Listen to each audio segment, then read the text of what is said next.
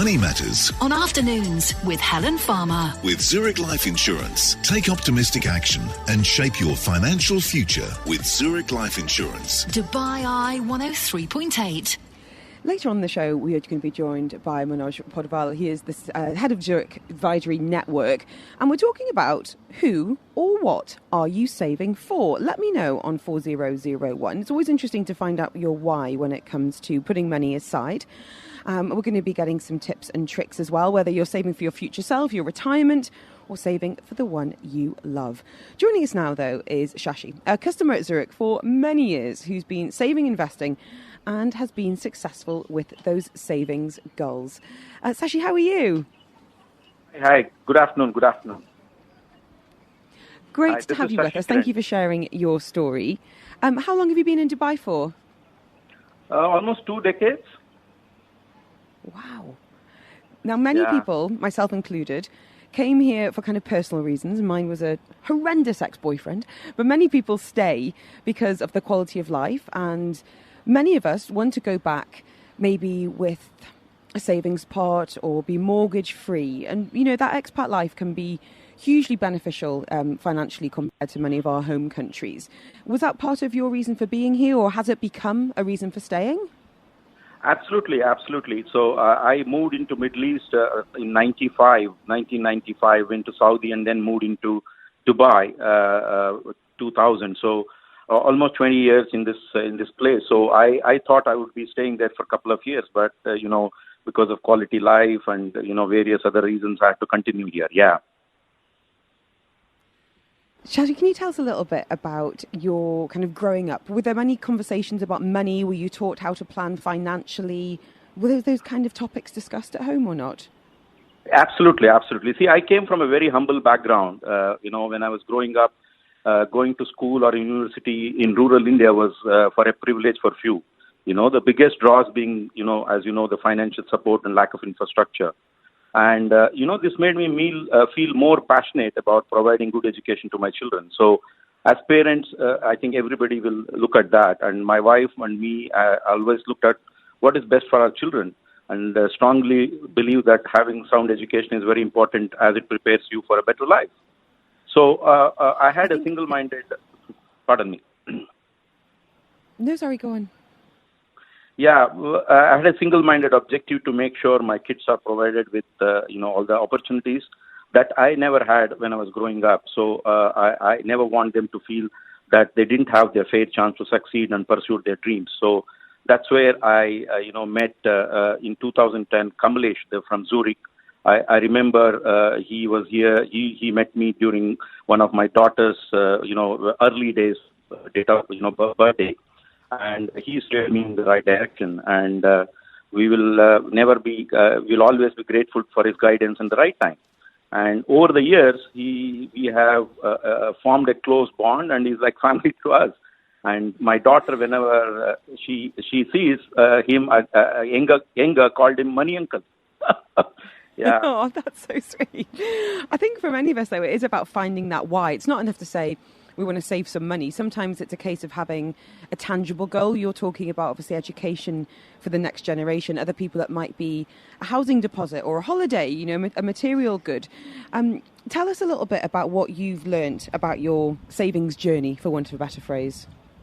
See, when my eldest daughter Maya was born, we were not sure how the life will turn out to be. And when I met him, he advised me to invest in regular savings and said, plan for the future education. And though we started investing very small amount back then, we were able to upgrade the savings plan as time went by. So when she wanted to pick an university, this is last year, 2020. We made it clear that she had free hand to choose as per her criterions, and the money should not be a stumbling factor. Maya is now studying in university of her choice in UK, which is Zurich University, and following her passion for study of sustainability. So that's how my dreams for my kids are coming true, just purely because of one reason, that's trust. We could not be happier to be investing in Zurich because they have very good management, fund management, which is done efficiently and allowing the funds to grow. So thank you. I think it's really important to be hearing from people that are making financial goals come true. Really appreciate hearing from you this afternoon, and lots of messages coming through on 4001. Shashi there talking about his financial goals and them becoming a reality. Daughter now studying university of her choice. I love that in the UK. Let me know, what are some of your savings goals? Is it something tangible? Have you got a monetary value on it? You don't need to tell me what that is. Amir saying, savings tip, stay single. Mia. Fran says, we have a jar by the door and put anything under 10 dirhams in it, coins and notes. Last year it added up to more than 1,500 dirhams, which we used for Christmas presents. Love that. Money Matters On afternoons with Helen Farmer. with Zurich Life Insurance. Take optimistic action and shape your financial future with Zurich Insurance. Dubai Eye 103.8. We heard earlier from Shashi Kiran, who is the Group General Manager at Jashanmal, sharing his experiences with Zurich Middle East over the last few years, really helping him reach his financial goals, which, happy to say, have come true through his daughter now at the university of her choice, and really the importance of having some tangible goals in place. Let me know what you're saving towards, or equally, your savings tips and tricks. I think we're all looking to look after our dirhams a little bit more at the moment. Joining us now is the head of Zurich Advisory Network at Zurich Middle East, Manoj Poduval. Manoj, thank you so much for being with us, here to take some questions and shed a bit of light on how people can begin that savings journey. How are you? I'm good, Helen. Thank you for having me on the show. Am I audible well? You sound great. All good. I think savings journey is probably the best way of putting it, because I think for a lot of people, it's really not really knowing where or how to start with savings. It's something we all know we should do, but taking that first step can feel a bit intimidating. I was speaking earlier to Shashi about kind of finding your why, getting your motivator. How important is that? It is very important, Helen, and as Shashi would have mentioned, right, it is very important to define what your dreams and goals are, right? I think that's where the entire planning process begins, to have a very clear goal, because that's where you begin. Like any one of us, if we have to save for, let's say, an event in the future, like a retirement or an education for our kids, that's the goal we got to work towards. That's the first step, definitely, Helen.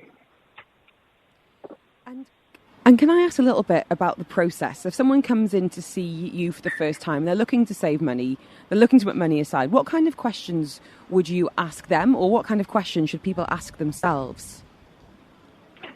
Oh, all right. So it's a good question. As I mentioned earlier, it begins with having clear goals. So if somebody has clear goals, it definitely helps. So our first question usually is, what are you looking to save for? What's the purpose of saving? And typically we get answers. Again, it differs from person to person, but common answers that we usually get are, I want to save for my child's university fees. I want to save for a wedding in the family. Some cultures, some country, some nationalities, some people would want to save for wedding in the house. Some others talk about, I want to save for retirement. In fact, retirement is a very common objective that most of our customers tell us. So that's the first step. We begin with what your goals are. The next step is then to try and put some numbers behind it. So, for example, let's take an example. I want to retire. The couple of questions that we ask our customers is, great, when do you want to retire? At what age do you want to retire? That's the first question, right? And again, it differs from people to people, but commonly, let's take an example. Somebody says, I want to retire at 65, and we know that person is 40 today. That means the person has about 25 years ahead of them, right, to retire. The next question is, where would you want to retire? And Helen, this is an important aspect, because depending on where people would want to retire, their cost of living would change, right? If I decide to retire in UAE, my expenses would be different from if I decide to live in the UK or Australia or India for that matter, right? So these two are the opening questions that we ask our customers. Where do you want to retire? When do you want to retire? If retirement is an example. Similarly, for university education, we have similar questions. Where would you want your child to go? Which university? If they know about it. If not, we help them to plan for it. So that's how we begin conversations, Helen, if I could answer that. No, that's hugely helpful because it is the kind of questions we can be asking ourselves. Up next, Manoj, I'm keen to get an idea of, is there a minimum monthly amount we should be putting aside? Do we work on a percentage basis? That's coming up next. I'm loving your messages as well. Your savings tips and tricks. Denise also asking, we want to start a savings account for our new baby boy. How and where best to do this, please? And Rajani says, when I was 20, my mother gave me very, very valuable advice on savings. She said, savings start today and no money is too small to save. We're in a position to live an awesome life and also support the underprivileged. Rajani, thank you so much for that. Money Matters On Afternoons with Helen Farmer. with Zurich Life Insurance. Take optimistic action and shape your financial future with Zurich Life Insurance. Dubai Eye 103.8. Helping you out this afternoon with all things money. Delighted to be in partnership with Zurich Middle East. And we're talking about saving money. You've got to find your why. Is it your future self? Is it, being in a hammock in Bali somewhere? Is it the education of your children? Have you maybe your dream home? Let us know your why and any top tips or tricks you've got for putting money away for maybe not a rainy day, but certainly a future day. Joining us live on the line now is the head of Zurich Advisory Network. Manoj Poduval is with us and also offering up some insights as well. Lots coming in on the text line. Hilary saying, read Andrew Hallam's Millionaire Expat book and take control of your finances. The earlier you do it, the better. I know this is what worries me as I approach the big 4-0 later this year. I need to start taking it a bit more seriously. We've also got some questions coming in. Amir saying earlier, savings tips, say single. Jamal says, best savings advice is to put savings aside as soon as you're paid. Barely look at the money when it comes in. If you wait until the end of the month, you'll spend it all. Manoj, good advice there from Jamal. What do you think? Oh, absolutely. I think almost all financial experts have always said the moment you get your paycheck, pay for yourself first, which is pay for your savings first. That is a very good thumb rule to follow without a doubt. It gets difficult for many people to do that, right? But for any sound in savings patterns, this is a very good advice. Jamal, good job. Good job, Jamal. Well done, Jamal. Manoj, a question here about the amount we should be saving. And this is obviously going to vary hugely. You mentioned earlier when you're saving for retirement, you need to look at different factors on the wheres and the whens. But could you give us a kind of a rule of thumb, really, whether it's a minimum monthly amount or a percentage that someone could start saving, regardless of how much they're earning? Okay. So I look at this question in different ways. So first of all, I'll begin with where you ended, regardless of where they're earning. I think earning definitely matters. The first thing that people should look at is what is it that they're earning and how much are they spending. So the balance, which is what they are saving today, is where we begin. Now, there are also people who go about saying, hey, listen, if you tell me what the savings I need to do at a bare minimum, I will readjust my expenses. So if you have that luxury, then we could begin the other way around by saying, okay, if you're earning an X amount, then you should save, let's say, an X percentage of that money. I usually don't go with that. When I sit with clients, I have sat with the clients, or when our advisors sit with clients, we look at the absolute income that they make, the kind of expenses that they necessarily need to make for living over here or to support their family, and then we look at what is the balance amount that is left. That's one step. The next step is then to look at what are the goals for the future, and then you come back and say how many number of years do we have to achieve those goals, and then we start beginning saying, okay, given the money that we have, and given the number of years that we have ahead of us to achieve the goal, where is it that we can reach? So if we are able to meet the goals with the amount that we can keep aside and with the number of years ahead of us, that's wonderful. If we are not, then we talk about making adjustments to the current savings pattern. Sometimes it gets difficult to do it immediately, so we then advocate saying start now, and as we progress over the number of years, we will come back, revisit the plan every year, and see what adjustments could be made in the following years. That's a normal approach we take with our customers. So I would really resist from giving a percentage as a rule of thumb of savings. There are many experts who go about and say you should put aside 20%, 30%, 15%, etc.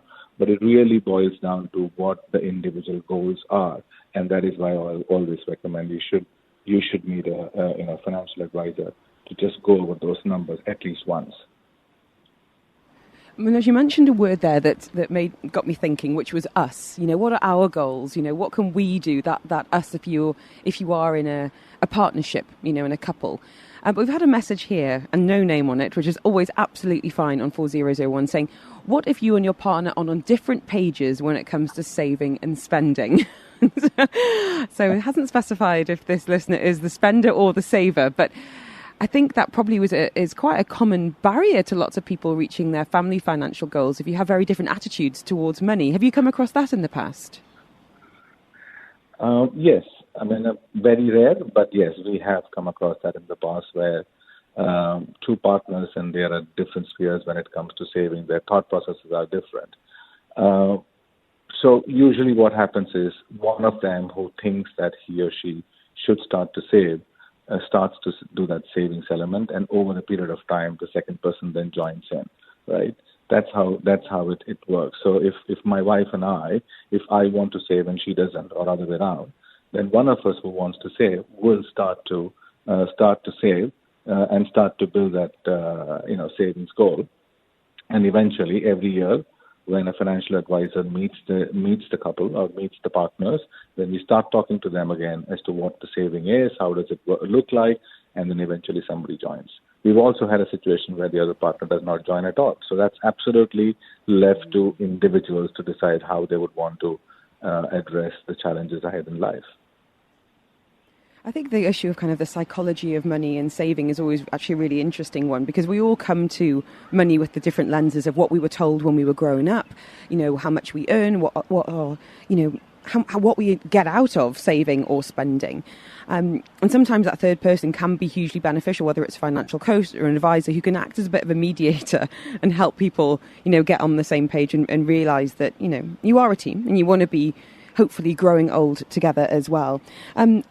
Lots of messages coming in on this topic. Al saying, not my idea, but a good idea. If you want to buy something, tell yourself it is okay to buy it, but you will buy it tomorrow. It stops impulse purchases. Al, this is what I need. I also need to get my credit card removed from many an online shopping website, because if I've got to get up off the sofa and go to my handbag and get my purse, can guarantee 90% of purchases are not happening.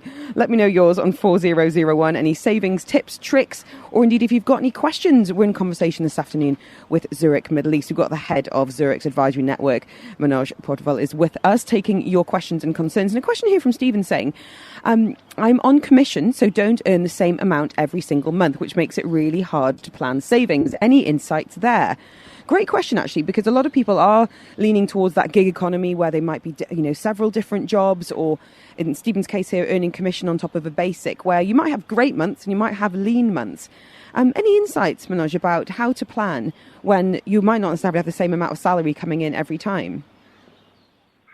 Yes, of course. There are two ways to do this. I think one is to look at what was your last year's full year's income, irrespective of the differences every month, and then look at what were your last year's full year expenses, because you would have spent money once you've earned, and then what were your net amount that you did not spend with you. That gives you an indication of, in a year, what's the kind of money you are able to keep aside. And that could be a good beginning. This is one way to look at it. The other way to look at it is, if you are on commissions and your commissions differ month after month, then what is the minimum number that you think, minimum amount, that you think you can keep aside every month, and you begin with that. And then every year, as you go on to save, you could always make alterations and say, this year I want to add a bit more to my plan, only this year. Next year I don't want to add because I didn't make enough commissions. And the third year I made significantly more commissions. I have much more money with me. I want to add a bit more to the plan. So those flexibilities are always available if somebody wants to plan it that way. I hope I answered the question well for the listener. Yeah, absolutely. I think that makes sense, that kind of zoom out approach, and make sure you're keeping an eye on what's happened previously rather than, shredding receipts and deleting the emails from the bank. No name on this matter saying, we'd love to save for a house deposit in our home country, but prices there are rising and it feels a bit pointless, to be honest. Where do you recommend keeping larger sums? Ours is in a mix of accounts and investments here and offshore, totaling around 200,000 dirhams. Where would you recommend keeping sums like that if you are working towards something like a house deposit, if that's your financial goal, Manoj? So I think first and foremost, everybody should understand what is the attitude towards risk that they have. And usually financial advisors, they ask you a multiple series of questions to determine what's the kind of ability of risk or attitude to risk you have as a person who wants to save money. If you have lump sum money, I always tell everybody whom I meet, do not put all your eggs in one basket. So you should be able to spread your investments, whether you're spreading into equity, whether you're spreading into different markets, whether you're spreading into different instruments. Those are discussions that you will need to have with someone, with a financial advisor. These days, internet gives you lots of information. Not that everything that you see on the internet is true, but it'll help to have some bit of homework done before you meet somebody to know what's the kind of investments that you can relate to. But what is primarily of importance here is you will have to understand what is your attitude towards risk, and that determines then which are the instruments or which are the different avenues you can take to save your money. Okay. My number one bit of advice at the moment when it comes to money, I'm just waiting. I'm just desperately waiting for that distant relative who's loved me from afar. So I won't miss them when they sadly pass on. But there's a nice pot of cash that's going to be coming my way. It's not practical, but I'm manifesting it. Money Matters On Afternoons with Helen Farmer. with Zurich Life Insurance. Take optimistic action and shape your financial future with Zurich Life Insurance. Dubai Eye 103.8. We very much got an eye on saving this afternoon. I know we're nearly in March, and I know sometimes money is a big New Year's resolution. So maybe it's time to press the reset button, talking about how to make big differences by making some small changes and perhaps having our eyes on the prize as well. Let us know your tips and tricks and ultimately what you're saving towards. Renette says, first of all, have a monthly budget and a yearly budget. Savings number one, you need annual expenses and monthly expenses. Thank you for the show. Thank you for your message, Renette. Really, really appreciate it. And Bilal has been in touch saying, I've got a mixture of savings. I've got an account we stuff money in for all the things like once a year, like car, rent, schools, and even smaller things like Amazon Prime. We worked out what the yearly bill was, split it in 12, then added a bit extra for things like new appliances, which means unexpected and expected bills come out of that pot. We then have savings that are immediate and could be accessed if one of us lost our jobs. Then savings for anything we want to spend or save, like holidays. And that's also, after that, is long-term savings like pensions. In summary, we split our monthly savings between many accounts, which helps distinguish what they are for. Thank you, Bilal, for that.